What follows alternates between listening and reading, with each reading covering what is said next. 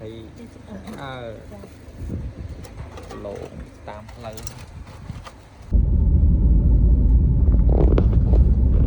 សិស្សសាលាចេញពីរៀនហើយស្មាននេះ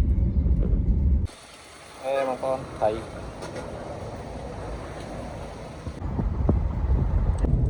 ជំរាបសួរពុកម៉ែបងប្អូនអរគ្នាហើយព្រឹកនេះខ្ញុំនៅម្ដុំក្រាំងស្គីវាទឹកដីស្រុករលាវអ៊ីហើយមើលទស្សនវិជ្ជាជុំវិញពោពេញទៅដោយធម្មជាតិបងប្អូនបាទហើយខ្ញុំថាទេសភាពជូនពុកម៉ែបងប្អូនទាំងអស់គ្នាបានទស្សនាផងដែរបាទទេសភាពស្អាតណាបងប្អូនអើយខែចិត្តខែវស្សាតាមស្រុកតាមខ្សែតាមដងផ្លូវតាមភូមិបងប្អូនបាទតាមតែមានកស៊ូស្អាតបាទតាមភូមិ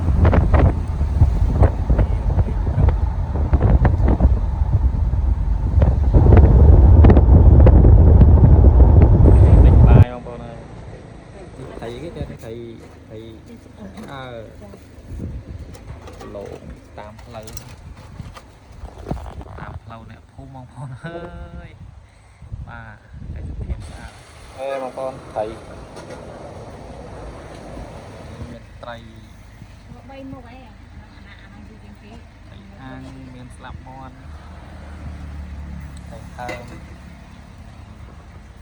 ស្នំរ៉េនេះទីនេះស្លហ្នឹងណាត្រីជូរថ្ងៃហ្នឹងស្លទាំងជូរពេញជូពេញជូជ្រូក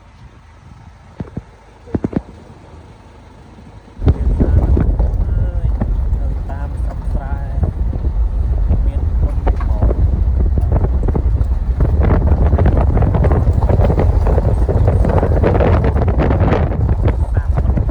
ទេសភាពស្អាតណាស់ព្រៃភ្នំវាខែ5នេះតាមដងផ្លូវស្អាតណាស់ដើមឈើស្រស់ខៀវស្អាតណាស់បងប្អូនតាមដងផ្លូវព្រៀងមកមេធំមកធ្លាក់ខៀវស្ងាត់តែម្ដង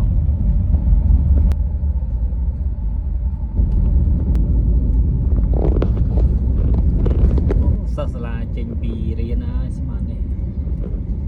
តាមដងផ្លូវកោងល្អផ្លូវនេះនេះស្ពានដាច់អូបងប្អូនអើយទឹកហូរ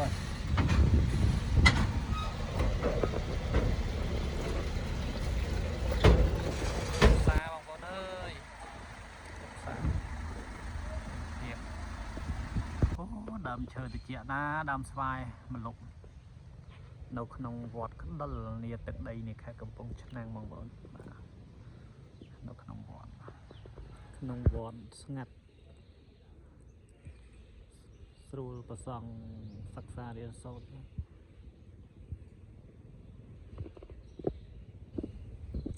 ម្លប់ក៏ម្លប់ត្រជាក់ក៏ត្រជាក់